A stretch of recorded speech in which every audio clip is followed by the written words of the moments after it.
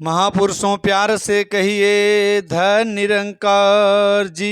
सतगुरु माता सुदीक्षा सबिंदर हरदेव जी महाराज की जय। महापुरुषों, इस अप्रैल के महीने में निरंकारी जगत 24 अप्रैल को मानव एकता दिवस के रूप में मनाता है।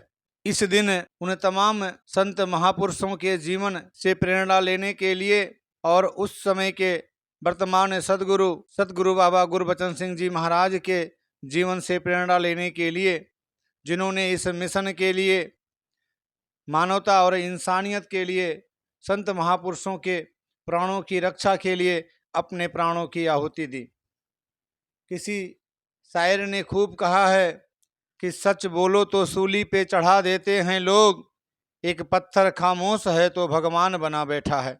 कि जब इस सच्चाई की आवाज़, इस रमे हुए राम, इस परमात्मा की आवाज़ समय समय पर गुरु पीर पैगंबरों ने संसार के लोगों को दी, तो तथाकथित धर्म के ठेकेदार जो अपने निहित स्वार्थ के लिए आम जनमानस को कर्म कांडों में उलझा करके, जाति पाति में उलझा करके, रंग भेद नस्ल में उलझा करके अपना उल्लू सीधा करते हैं, उन्हें तकलीफ़ें होती हैं और वह सब ये भरसक प्रयास करते हैं कि ऐसे किसी भी संत महात्मा, किसी भी गुरु पीर पैगंबर का भरपूर विरोध किया जाए, जिससे उनकी अपनी दुकानें चलती रहें। ऐसे तथाकथित उपद्रवियों के जुनून का शिकार जब निरंकारी मिशन के आम जनमानस, आम संत, आम गुरसिख, जिन्हें इस प्रभु निरंकार का यशोगान करने के लिए भी रोका जाने लगा, जगह जगह संगतों में पथराव होने लगे, जहां भी निरंकारियों की दुकानें थीं उन्हें तोड़ने फोड़ने लगे, और जब जान लेने पर मरने और मारने पर उतारू हो गए ये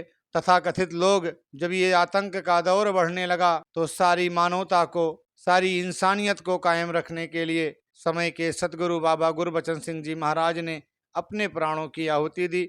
और इतिहास गवाह है कि उसके बाद उन तथाकथित लोगों को भी ये समझ में आ गया कि ये मिशन किसी एक व्यक्ति का मिशन नहीं है, क्योंकि जिस तरह से ये पारब्रह्म परमात्मा तीनों काल सत्य है, एको ब्रह्म द्वितीयो नास्ति, ये पारब्रह्म परमात्मा, ये अकाल पुरुष है अल्लाह ताला, ये निरंकार, यही सत्य है, यही तीन काल सत्य है। ये आता नहीं, जाता नहीं, घटता नहीं, बढ़ता नहीं, कटता नहीं, फूटता नहीं, टूटता नहीं, गलता नहीं, सड़ता नहीं, ये कायम है, ये एक रस है, ये निर्विकार है, ये निरंकार है। और इसी एक की लगता, इसी एक का ज्ञान सिर्फ और सिर्फ समय का सदगुरु ही करा सकता है, जो स्वयं अपने आप में इस निराकार का साकार स्वरूप होता है।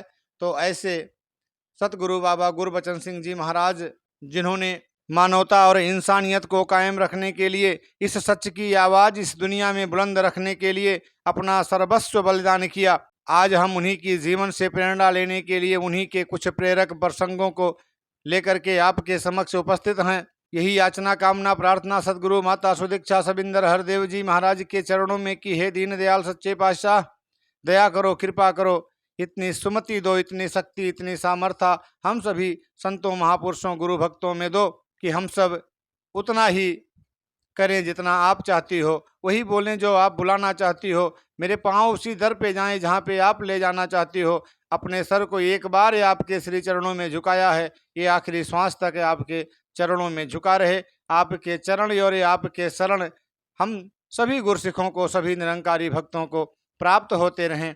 इतनी सुमत, इतनी सोझी दो और ये आपके बतलाए हुए आदेशों और उपदेशों पर अपने जीवन को चला पाएं, अपना लोक सुखी और परलोक सुहेला कर पाएं। बाबा गुरबचन सिंह जी महाराज के कुछ प्रेरक प्रसंगों को सुनते हैं।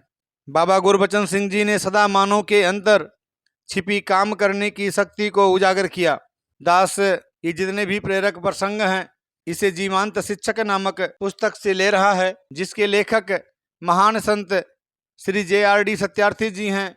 तो इस प्रसंग में जहाँ कहीं भी दास शब्द का इस्तेमाल होता है, तो वो मुझ नाचीज का संबोधन नहीं है, वो दास शब्द परम आदरणीय, परम सत्कार योग संत श्री JRD सत्यार्थी जी के लिए उपयोग हुआ है। तो इस बात को भी आप सब अन्यथा ना लेते हुए उसी रूप में समझिएगा, क्योंकि ये जो प्रसंग हैं, ये सारे प्रसंग जीवांत शिक्षक नामक पुस्तक से निरंकारी मिशन की जो ये साहित्य है उसी से दास लेकर के आपके श्री चरणों में रख रहा है। बाबा जी ने सदा मानव के अंदर छिपी काम करने की शक्ति को उजागर किया ताकि वह काम और मेहनत का आनंद ले सके। आप जी ने छोटी छोटी बातों के द्वारा ही जीवन पलट दिए। एक बार आपकी सबसे छोटी बिटिया स्वर्ण स्कूल से घर वापस आई तो बस्ता रखकर रसोई की तरफ गई। एक तो बस्ते का भार और दूसरा स्कूल कोई लेने नहीं गया जिस कारण पैदल ही आना पड़ा, और तीसरा दिन भर की थकान, और ऊपर से कोई सेवादार भी पास नहीं था जो पानी का एक गिलास भी देता। बच्ची की आंखों में आंसू आ गए। वह परम पूज्य राजमाता जी से कहने लगी, ना जाने रसोई में से सब बहनें कहाँ चली गई हैं, कोई पानी देने वाला भी नहीं। आपने यह बात सुन ली और स्वर्ण विद्या के पास आकर बोले, इस निरंकार ने यह 2 हाथ काम करने के लिए दिए हैं।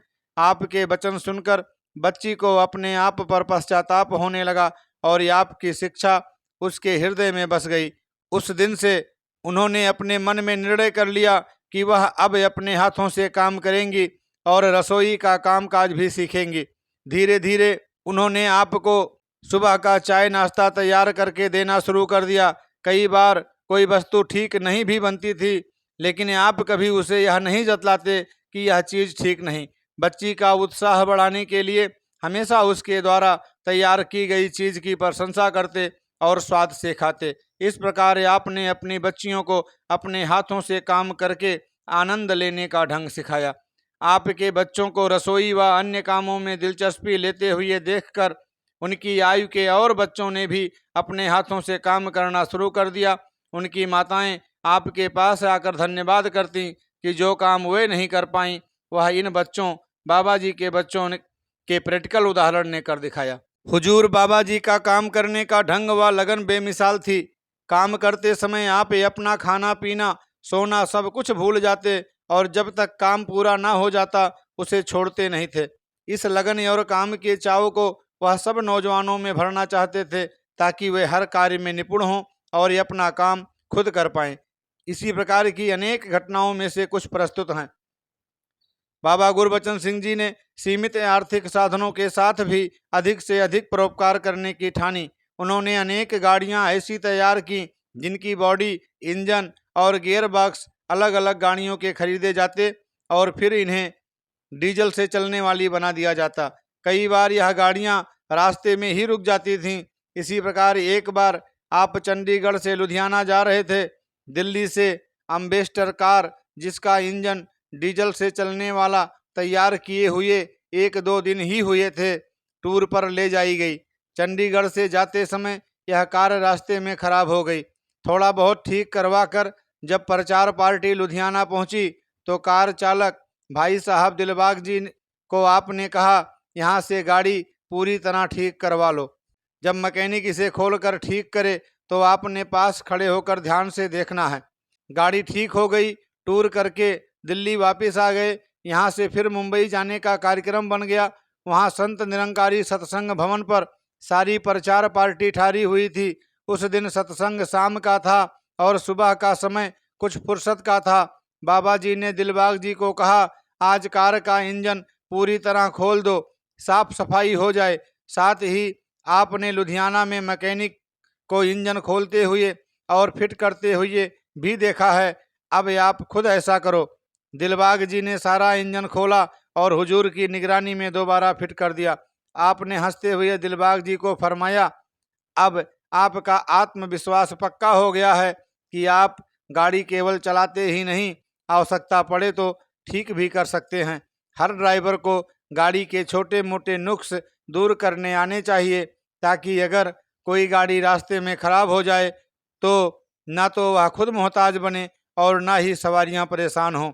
इस प्रकार आप छोटी छोटी लेकिन अति सार्थक बात की तरफ भी गुरसिखों का ध्यान दिलाते ताकि वे हर जगह पर सफलता और परवीरता हासिल करें। एक बार आप प्रचार यात्रा पर जम्मू से कश्मीर जा रहे थे। महापुरुषों को ध्यान आया कि हुजूर तो दिल्ली हों या कहीं और सारा समय किसी ना किसी काम में लगे रहते हैं। ना गृहस्थ की तरफ ध्यान रहता है ना ही आराम की तरफ। क्यों ना रास्ते में किसी रमणीक और एकांत जगह पर ठहरने का प्रबंध कर लिया जाए ताकि आपको कुछ आराम मिल सके। यह सोचकर उन्होंने जम्मू और कश्मीर के रास्ते में एक बिल्कुल एकांत जगह डिक्सन, जो रमणीय प्रकृति का प्रत्यक्ष रूप पेश करती है, वहां 2-3 हट्स प्रचार पार्टी के ठहरने के लिए 5-6 दिन के लिए बुक करवा ली। महापुरुषों का ध्यान था कि हुजूर कुछ दिन यहाँ छुट्टियों की तरह बिताएं। हुजूर के साथ गए ड्राइवर ज्ञानी अमर सिंह जी, जो आजकल निरंकारी वर्कशॉप में हैं, को दास ने कहा कि हुजूर का वर्कशॉप में ही दिल रम जाता है। अगर बाबा जी ने यहाँ से सुबह ही चलने का आदेश दिया तो चलना पड़ेगा, क्योंकि खाली बैठना बाबा जी का स्वभाव ही नहीं। इसलिए सुबह अगर खाली हुए तो कोई ना कोई गाड़ी खोल लेना, ताकि हुजूर का दिल भी लगा रहे और हम इस रमणीक वादी में कुछ दिन भी रह सकें। अभी दास ज्ञानी जी से बात कर ही रहा था कि अंतर्यामी सदगुरु हट में से बाहर आकर पूछने लगे, शास्त्री साहब क्या कहते हैं? हंसते हंसते ज्ञानी जी ने तरकीब सुनाई कि आपको यहाँ रोकने के लिए गाड़ी का इंजन खोलने का प्लान बन रहा है। हुजूर ने उसी मुस्कुराहट में जवाब दिया, शास्त्री साहब सचमुच जहाँ कोई काम ना हो वहाँ मेरा दिल नहीं लगता, या तो सत्संग हो या फिर कोई काम। मुझे तो यह 2 चीज़ें ही अच्छी लगती हैं। इस प्रकार 2 घंटे बाद ही बाबा जी ने सबको प्रस्थान का आदेश दिया। हमारी सब योजनाएं असफल हो गईं। दास अनुभव कर रहा था कि हुजूर तो वर्क इज वर्कशिप का सिद्धांत हमारे सामने रख रहे हैं, ताकि हम इस अनमोल मानव जीवन के हर श्वास की कद्र कर सकें। इस प्रकार आपने समय की कद्र व जीवन को अमोलक बनाने का गुण बताया। बाबा गुरबचन सिंह जी ने केवल ब्रह्म ज्ञान देकर आत्मिक मुक्ति ही नहीं बख्शी, बल्कि इस ज्ञान में जीना भी सिखाया। हर कदम पर ज्ञान की रोशनी दिखाई, ताकि गुरसिख का कोई कदम अंधेरे की तरफ इसे न धकेल पाए और कहीं यह दिव्य गुणों से दूर न हो जाए। ऐसे अनेकों दृष्टांत देखने को मिले, जब आप अपने मुखारबिंद से आदेश देकर समझाते थे कि तुम्हें ऐसा करना चाहिए, ऐसा नहीं करना चाहिए। अनेकों दृष्टांतों में से एक प्रस्तुत है। पूज्य बिशनदास नागपाल जी, जो अब संत निरंकारी मंडल की कार्यकारिणी समिति के सदस्य हैं, उस समय मुक्तसर बिजली बोर्ड के दफ्तर में एसडीओ की नौकरी करते थे और साथ ही आसपास के क्षेत्र में इस सत्य की आवाज़ भी देते रहते थे। अक्सर आसपास की संगतों में पहुंचते। एक बार भाई साहब सोहनलाल जी मुक्तसर वालों की रिश्तेदारी में एक बहन के शरीर छोड़ने के संबंध में आपको गंगानगर सत्संग में जाना पड़ा। गंगानगर के प्रमुख महात्मा श्री मोहनलाल जी थे।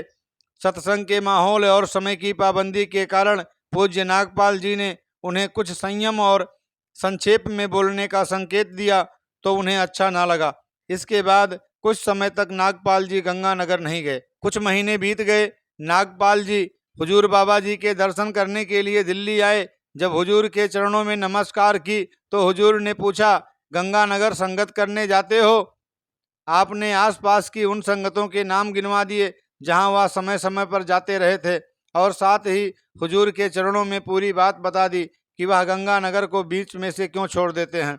हुजूर बाबा जी ने एकदम फरमाया, सत्य की आवाज़ के सामने कोई दीवार नहीं होती। फिर गुरमुख का गुस्सा, मन मुटाव तो पानी पर लकीर होती है, पत्थर पर नहीं। बात हुई और खत्म भी हो गई। नागपाल जी ने चरणों पर शीश रखकर अपनी भूल के लिए क्षमा मांगते हुए कहा, बाबा जी वैसे ही मन में डर लग रहा था, इसलिए गंगानगर जाने की हिम्मत नहीं पड़ी। हुजूर ने एकदम फरमाया, डरने की कोई ज़रूरत नहीं, तुम जाकर भाई साहब के चरणों पर शीश रखकर धन्यंकार करना, वह तुम्हें खुद ही गले लगा लेंगे। गुरमुख तो पानी की तरह होता है, जो नम्रता की जगह पर ही टिकता है, और इसका गुस्सा पानी पर लकीर, जो आई और चली गई। नागपाल जी ने नमस्कार की और मुक्तसर पहुंचकर सबसे पहले गंगानगर जाने का ही कार्यक्रम बनाया। सतगुरु के वचन में बहुत ताकत होती है। बाबा जी के फरमान को मानते हुए आप गंगानगर भवन पर पहुंचे। भाई साहब मोहनलाल जी के चरणों पर मस्तक रखकर धन्यंकार करने की देर थी कि भाई साहब जी ने नागपाल जी को बाहों में भरकर सीने से लगा लिया। नागपाल जी हैरान हो गए कि जिस दृश्य को वह आज देख रहे हैं, इसे बनाने वाला इसे पहले ही बयान कर चुका था। आपने हुजूर बाबा जी के साथ हुई अपनी सारी वार्ता मोहनलाल जी को कह सुनाई, और आगे से उन्होंने भी दातार के चरणों से गुरमत के असूलों पर चल सकने के लिए शक्ति मांगी। संत निरंकारी मिशन का 1972 का वार्षिक संत समागम सिल्वर जुबली संत समागम था। संगतों और प्रबंधकों में प्रेम और उत्साह अपनी चरम सीमा पर थी। स्वाभाविक था कि इस उत्साह और प्रेम को वे सेवा के किसी विशेष रूप में पेश करते। इसलिए मंडल के प्रबंधकों ने निर्णय किया कि अपने प्यारे सदगुरु के आगे संगतों की इच्छा और ध्यान प्रकट किया जाए कि वे बाबा जी और पूज्य निरंकारी राजमाता जी के शारीरिक वजन के बराबर करेंसी नोटों से सेवा करना चाहते हैं। इस अलौकिक दृश्य को देखने के लिए रामलीला मैदान दिल्ली में जहां अनेकों संत महापुरुष उपस्थित थे, वहीं राजनीतिक नेता, अखबारों और रेडियो के प्रतिनिधि व अन्य धार्मिक वृत्ति के लोग भी शामिल थे। मैदान के बीचों बीच एक बड़े बड़े पलड़ों वाली तराजू रखी गई। इस तराजू के एक पलड़े में 2 कुर्सियों पर विराजमान थे बाबा गुरबचन सिंह जी और ममतामयी राजमाता जी, और दूसरे पलड़े में थे करेंसी नोट। निरंकार की शक्ति के आगे माया ने झुककर हार कबूल करनी ही थी। हुआ भी ऐसा, नोटों वाला पलड़ा झुक गया। जो बोले तिस बलिहार, धन निरंकार, निरंकारी राजमाता गुरुबचन अवतार की जय के जय घोष के साथ सारा वातावरण गूंज उठा। चारों तरफ खुशी से चेहरे झूम रहे थे।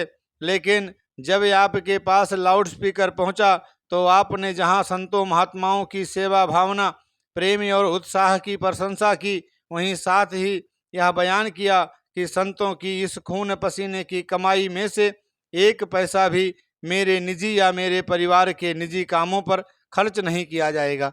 इस रकम का एक पैसा सत्य के प्रचार और समाज सेवा के कार्यों में लगाया जाएगा। इस पैसे के द्वारा जहां प्रचार के साधन बढ़ेंगे, वहीं स्कूल, डिस्पेंसरियां व अस्पताल खोले जाएंगे।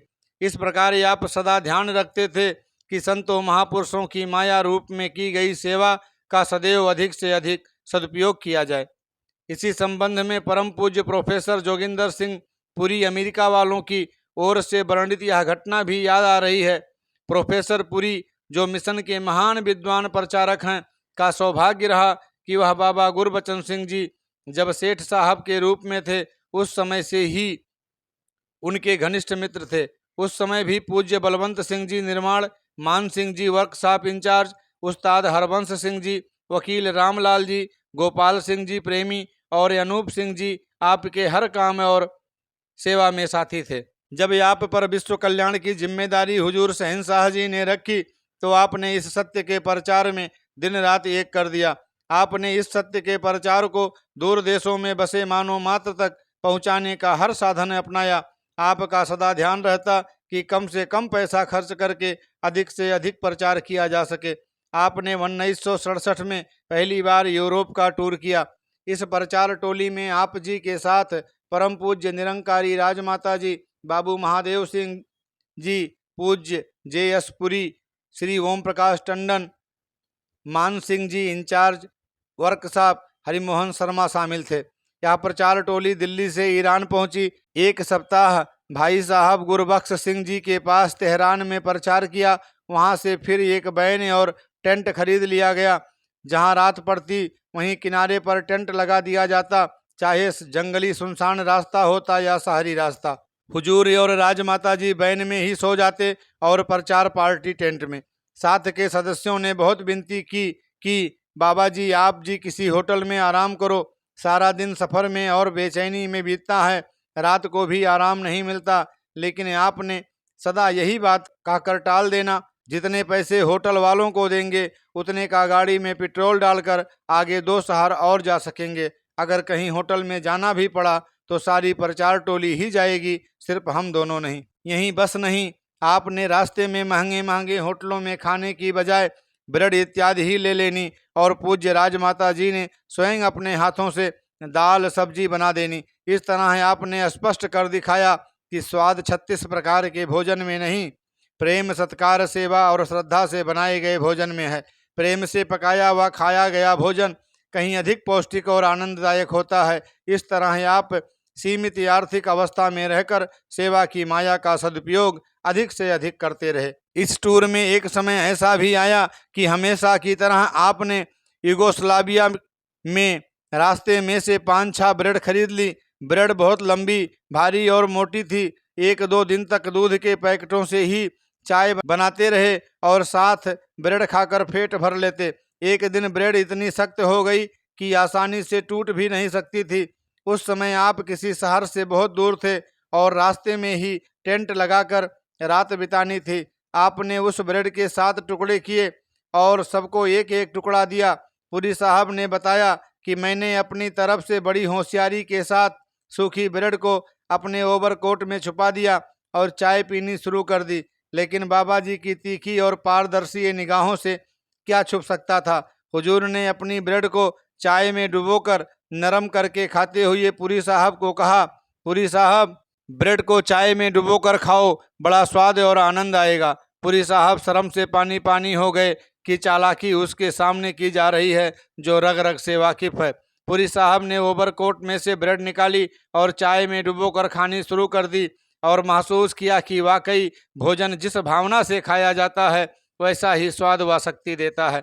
इसी प्रकार बाबा गुरबचन सिंह जी ने दूर देशों में प्रचार के लिए वह मार्ग तैयार करना था जिस पर आने वाले समय में प्रचार रूपी गाड़ियां तेजी से चल सकें। वह जानते थे कि सड़क या रेलवे लाइन या किसी प्रोजेक्ट के तैयार करने वालों को कठिनाइयों का सामना करना ही पड़ता है। इसीलिए वह अपने प्रचारक महात्माओं को हर परिस्थितियों में से गुजरने का प्रैक्टिकल अनुभव प्रदान करते ताकि वह सच्चाई के कठिन मार्ग पर हंसते हंसते आगे बढ़ते रहें और निजीपन व निजी आवश्यकताएं कभी प्रचार के रास्ते में रुकावट न बने।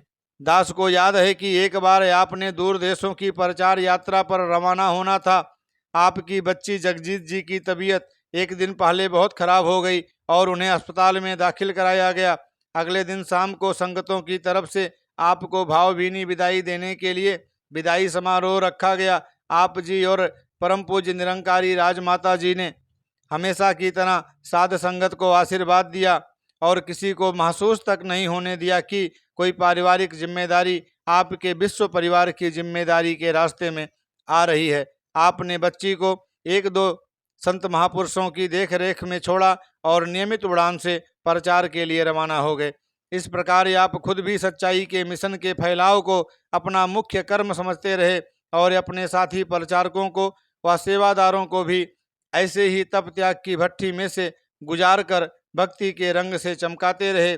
आपके हृदय में मानो प्रेम सदा सर्वोत्तम रहा और इस प्रेम को बांटने की खातिर आपने अपना सब कुछ न्यौछावर कर दिया। बाबा गुरबचन सिंह जी एक साधारण मनुष्य के मानसिक स्तर से पूरी तरह अवगत थे। आप जानते थे जो कर्म मनुष्य भावना के वशीभूत करता है उसके लिए कभी कभी बाद में पश्चाताप भी करना पड़ जाता है। आप ऐसे भावनात्मक कर्म से भी सचेत होने की शिक्षा देते। ड्राइवर भाई साहब सुरेंद्र जी ने अपने जीवन की एक छोटी सी घटना बताई कि कैसे एक बार अचानक हुजूर बाबा जी के सामने आने पर उन्होंने झट ही अपनी जेब में हाथ डाला कि नमस्कार करने के लिए कुछ भेंट कर सकें। जेब में केवल 20 रुपए का एक नोट ही था।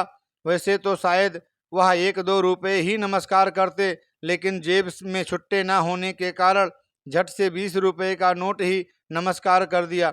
उनके पास उस समय कुल पूंजी 20 रुपए ही थी।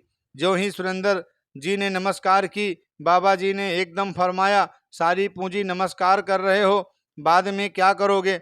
इतना कहकर मुस्कुराते हुए आप आगे की तरफ चल पड़े और सुरेंद्र जी को ऐसा लगा जैसे इस मुस्कुराहट और सेवा की परवानगी ने उनकी आने वाली समय की सभी आर्थिक कठिनाइयां समाप्त कर दी हों। दास यह सोच रहा था कि रचनहार ही अपनी रचना की रग रग पहचानता है, मानो मन का फिर भरोसा भी क्या है। भावना बस कभी तो यह सब कुछ न्यौछावर करने को तैयार हो जाता है, लेकिन दलील और समझ के वशीभूत इस न्यौछावर होने की भावना को कोसता भी है। ऐसा ही एक दृष्टांत दास को याद आ गया कि कैसे कलकत्ता के एक महापुरुष भावना बस अपनी हीरे की अंगूठी उतार कर नमस्कार कर गए। कुछ दिन तो सेवा का नशा चढ़ा रहा, लेकिन धीरे धीरे सेवा सत्संग सुमिरन से दूर होने के कारण माया का नशा हावी हो गया। माया का प्रेम भक्ति प्रेम पर हावी हो गया। अंतर्यामी सदगुरु पहले ही जानते थे कि यह महापुरुष इस समय दूसरे महापुरुष जो कि तन मन धन से सेवा में अर्पित रहते हैं उनकी नकल करके अपनी शान को कायम रखने के लिए सेवा का कदम उठा रहे हैं। लेकिन जब यह दुनियावी पक्ष से सोचेगा तो सेवा खुशी का साधन नहीं लगेगी। हुआ भी यही। वह महापुरुष कुछ दिन बाद आया और अपनी अंगूठी वापस मांगने के लिए किसी सेवादार के पास सिफारिश करने लगा। सदगुरु बाबा जी ने तो उस अंगूठी को पहले ही दिन अलग रखवा दिया था, जो उसे वापस कर दी गई। आप जहां अधिक से अधिक सेवा करने की प्रेरणा देते थे, वहीं कुछ ऐसे संतों को जो अपने जेब से अधिक सेवा करते, उन्हें अपनी जेब के अनुसार सेवा करने की प्रेरणा भी देते, ताकि बाद में पछताना ना पड़े। दास को परम पूज्य उपासक जी की सुनाई हुई बात भी याद आ गई। बात 1969 की है, जब हुजूर बाबा जी और पूज्य निरंकारी राजमाता जी इंग्लैंड के टूर पर थे। आप बर्मिंघम के बाजार में से गुजर रहे थे।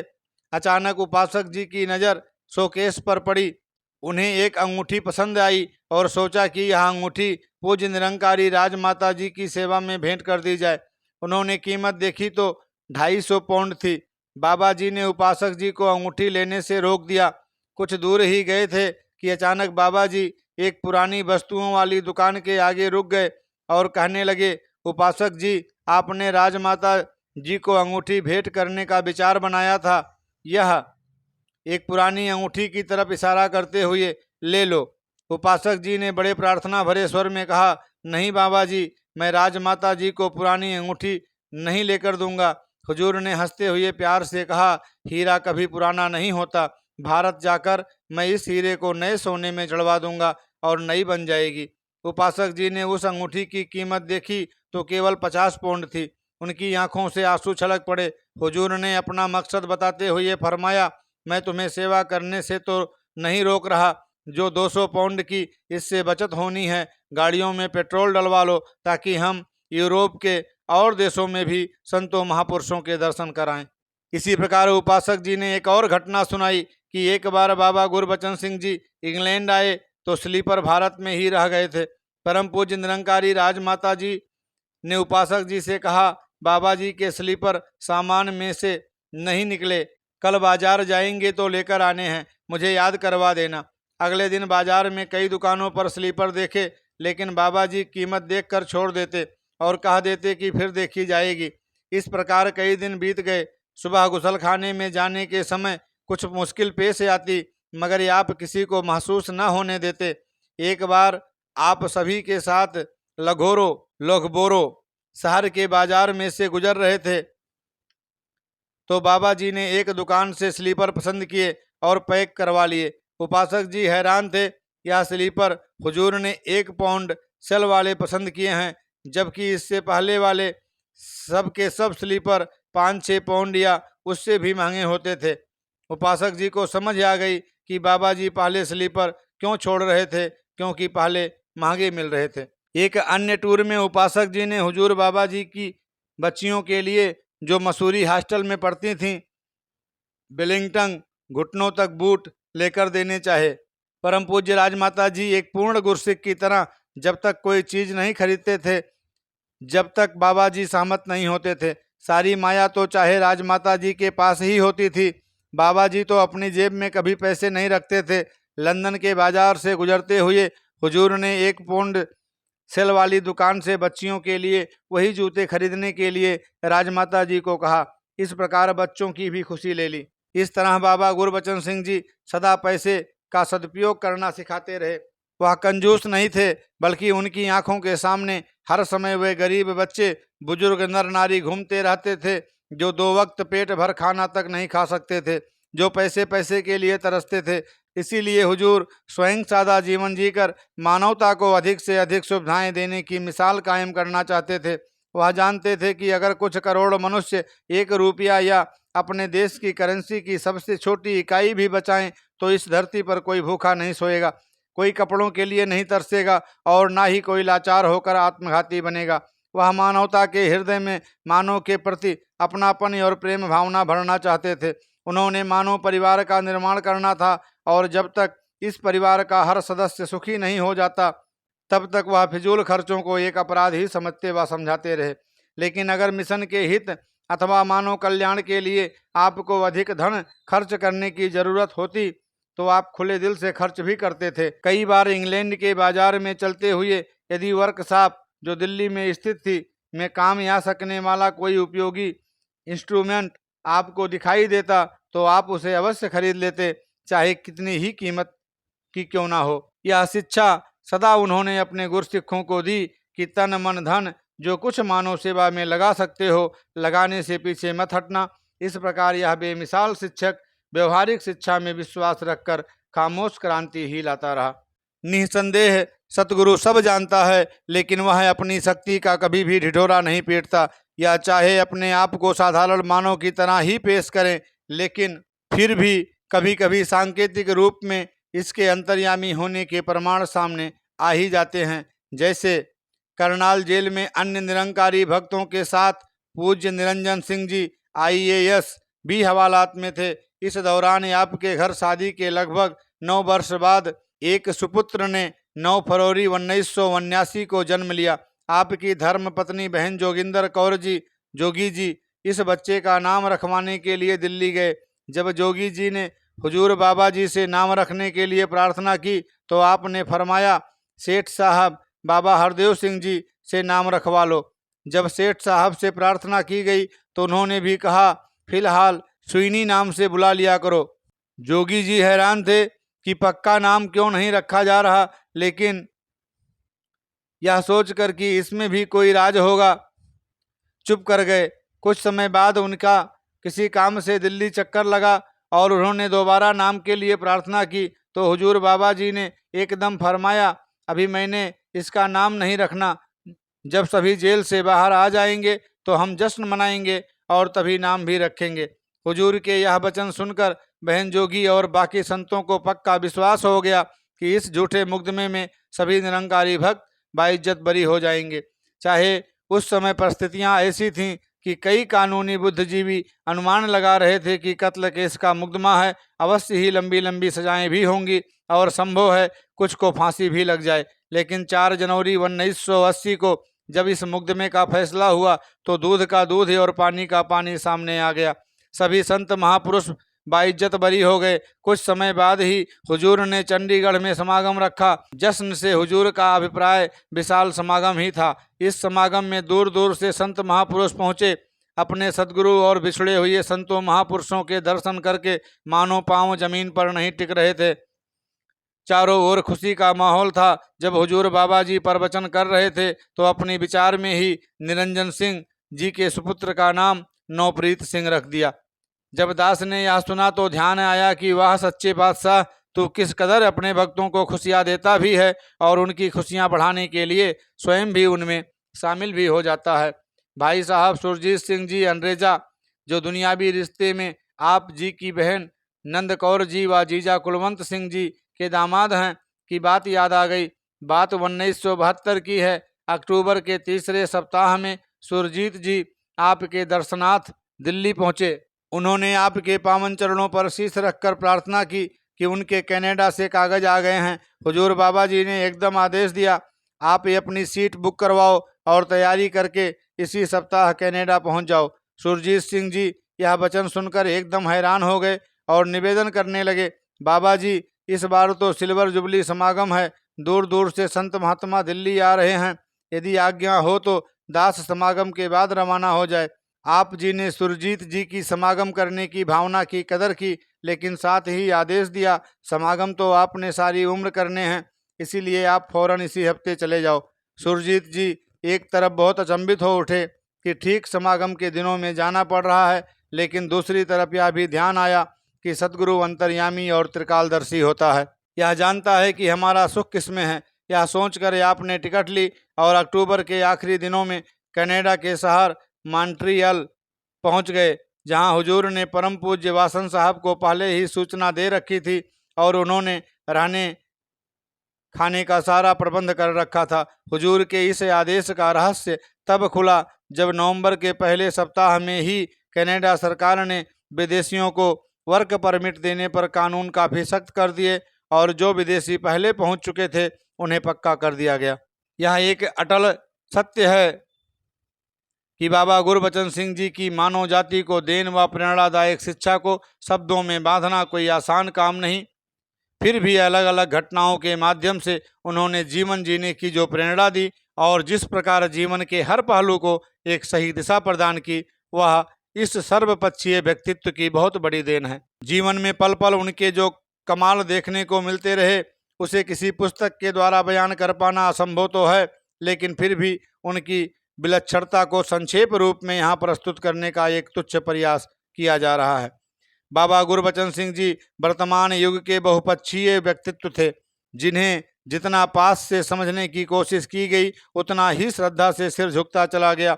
जैसे सागर की गहराई में ज्यों ज्यों उतरते हैं त्यों त्यों बहुमूल्य खजाने इसके अंदर से प्राप्त कर लेते हैं, और फिर भी अनेकों हमारी पहुंच से दूर रह ही जाते हैं। उसी प्रकार बाबा गुरबचन सिंह जी का व्यक्तित्व था, जिसे जिस किसी ने भी जिस पक्ष से देखा सदा पूर्ण पाया और इनकी रहनुमाई प्राप्त की। बहुत से ऐसे पक्ष भी होंगे जिन्हें इंसान की सीमित निगाह देख भी ना पाई होगी। जीवन का कोई छोटे से छोटा या बड़े से बड़ा पक्ष अथवा क्षेत्र नहीं जिसमें उन्होंने मानवता का पथ प्रदर्शन न किया हो। उन्हें युग परिवर्तक कहना कोई अतिशयोक्त नहीं, क्योंकि उन्होंने इस युग को हर क्षेत्र में दिशा निर्देश दिए हैं। वह कोई करामाती अथवा चमत्कारी नहीं थे कि चुटकी भर राख देकर बर अथवा शराब के चक्रों में फंसा देते। चाहे उनके अनुयायी जीवन के कदम कदम पर ऐसे अनेकों चमत्कार देखते रहे जिसमें उन्हें लगता था कि फला मीठा फल उनकी किस्मत या भाग्य का नहीं, बल्कि सदगुरु के रहमो करम और बख्शीश का परिणाम है, जो गूंगे से राग गवा सकती है। लेकिन उन्होंने कभी हथेली पर सरसों नहीं जमाई थी और ना ही कोई करामात करके दुनिया को इकट्ठा किया था। बाबा गुरबचन सिंह जी ने सभी शक्तियों का मालिक होते हुए भी एक साधारण मनुष्य की तरह जीवन के हर पक्ष को मानवीयता के स्तर से देखा, अपना जीवन उस पर जिया और दूसरों को भी जीने की राह दिखाई। जीवन का कोई पक्ष ऐसा नहीं जिस पर उन्होंने मानव को सही राह ना दिखाई हो। व्यक्तिगत, पारिवारिक, सामाजिक, आर्थिक, राजनैतिक व आत्मिक जीवन को उन्होंने इंसानी स्तर से देखा और इन्हें कायम रखते हुए जीवन जीने का ढंग सिखाया। उन्होंने जीवन को कार्य रूप दिया। वह जानते थे कि कई टन थोथे बोलों से रत्ती भर कर्म अधिक लाभदायक है, इसीलिए वह मनुष्य को पूर्ण बनाने के लिए पूर्ण मानवीय कर्म करने की राह बताते थे। इस तरह आपकी यह आस्था थी कि आवश्यकता इंसान को इंसान बनाने की है, क्योंकि उसमें से इंसानी प्रवृत्ति घटने और हैवानी व शैतानी प्रवृत्ति बढ़ने के कारण ही यह गुमराह हो रहा है। जीवन की सही कीमत का अनुमान न होने के कारण उन कीमतों को ही संभालने में जुट गया जिनका प्रयोग न तो इस जहान में सही है और न ही परलोक में।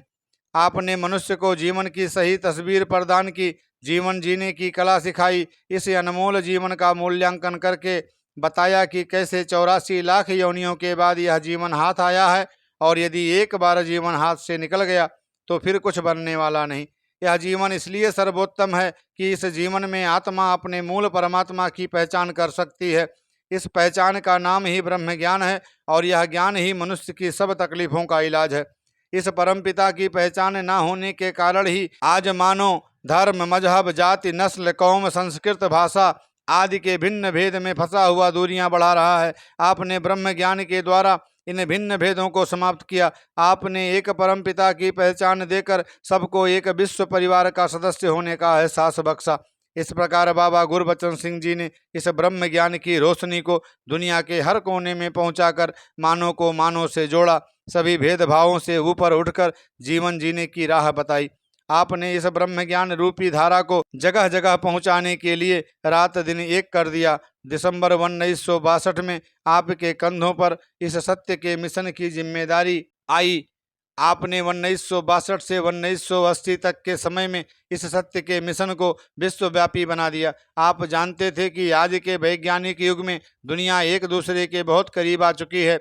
एक देश का रहन सहन, खान पान, बोलचाल और विचारधारा बहुत जल्दी ही अन्य देशों को भी प्रभावित करती है। आज कोई भी समस्या किसी एक देश की निजी समस्या नहीं, हर समस्या के साथ सारा विश्व जुड़ जाता है। मजहब, जात, रंग, नस्ल और संस्कृति के नाम पर यदि एक देश में खून की नदियां बहती हैं तो शेष विश्व भी इससे अप्रभावित नहीं रह सकता। इसीलिए यह मानव एकता का संदेश भी शीघ्र अतिशीघ्र विश्वव्यापी बनाना होगा। आप जानते थे कि यदि मानव सही हो गया तो सारी दुनिया सही हो जाएगी। इस विश्वव्यापी संदेश के लिए आपने अलग अलग प्रचार समूह अलग अलग देशों में भेजे, जो उन देशों की सभ्यता और संस्कृति को समझकर उनके पक्ष से पहले जीवन को देखें और फिर उन्हें भी जीवन की सही तस्वीर दिखा पाएं। हुजूर स्वयं भी सारा साल देश विदेश की प्रचार यात्रा पर रहते थे। बाबा गुरबचन सिंह जी को आध्यात्मिक मार्गदर्शक के साथ साथ यदि एक पारिवारिक शिक्षक भी कहा जाए तो गलत नहीं होगा। आपने अपने गुरसिखों के पारिवारिक जीवन सुखी करने के लिए बच्चों को अपने माता पिता के प्रति कर्तव्य और माता पिता को बच्चों के प्रति कर्तव्य व समाज के प्रति कर्तव्य निभाने की शिक्षा दी। आपने बच्चों को यहाँ तक समझाया कि गुरु घर में तुम्हारी सेवा तभी परवान होगी अगर माता पिता की सेवा करते रहोगे। गुरु के साथ संगत के आशीर्वाद के साथ साथ ही माता पिता और बहन भाइयों का आशीर्वाद भी लेना है। उनके साथ भी प्रीति प्यार से बोलना और उनकी भावनाओं की कद्र करनी है। यदि हर घर परिवार में प्यार व कुर्बानी की भावना बनी रहेगी तो घर का वातावरण भक्ति का वातावरण बना रहेगा। ऐसे घर किसी मंदिर से कम नहीं होते जहां भगवान की बनाई हुई इन सजीव मूर्तियों की पूजा सेवा सत्कार और सम्मान होता है। आपने सदा इस बात पर बल दिया कि दुनिया के सभी लड़ाई झगड़े अपने अधिकारों के कारण होते हैं, ना कि कर्तव्यों के कारण। हुजूर ने परिवारों में जो सेवा सुमिरन सत्संग का वातावरण स्थापित किया उससे आपके श्रद्धालुओं के घरों में सुख शांति और सुखद माहौल दिखाई देने लगा। आज समाज में संयुक्त परिवार कहीं कहीं दिखाई देते हैं। इसका कारण यही है कि हर इंसान स्वार्थी व स्वकेंद्रित होता जा रहा है। वह हर उस रिश्तेदारी को निभाने के लिए तैयार है जिससे उसके किसी निजी हित की पूर्ति हो। इसके विपरीत अगर उसके हितों की पूर्ति ना होती हो तो कभी महंगाई की दुहाई देकर, कभी अस्वस्थता की आड़ लेकर और कभी आधुनिकता की शान को बरकरार रखते हुए परिवारों से दूर अपने आप तक ही सीमित होता जा रहा है। निसंदेह विज्ञान ने दूरियों को कम कर दिया है। आज दूसरे देशों के लोग किसी और ग्रह के निवासी नहीं लगते, लेकिन काश दिलों की दूरियां भी दूर हो सकती। आपने यही कुछ किया। दिल से दिल और भावना से भावना को जोड़ा। दिलों में से नफरत, बैर, विरोध, द्वेष, ईर्षा, जलन व घृणा जैसी भावना को निकाला और हर दिल में प्रीत प्यारे अपनत्व सद्भावना करुणा दया और मिलवर्तन की भावना भरी। जब भावनाएं विशाल हो गईं तो दिल भी पाक पवित्र न्यौछावर होने के लिए तैयार हो गए। जिस जिस का हृदय शुद्ध पावन निरंकार के साथ जुड़कर पावन हो गया वही वही निरंकार के विशाल स्वरूप का आनंद लेता चला गया। जो भी आपकी शिक्षा को अपनाते गए उनके घर स्वर्ग बन गए। तो दास इस वीडियो को यहीं पे विराम देगा, इसी याचना कामना प्रार्थना के साथ कि सदगुरु माता सुदीक्षा सविंदर हरदेव जी महाराज दया करो कृपा करो कि हम भी अपना घर स्वर्ग बना पाएं, हम भी आपकी शिक्षाओं को अपनाते जाएं, जिससे हमारा भी लोक सुखी और परलोक सुहेला हो। सतगुरु माता सुदीक्षा सविंदर हरदेव जी महाराज की जय। महापुरुषों प्यार से कहिए धन निरंकार जी।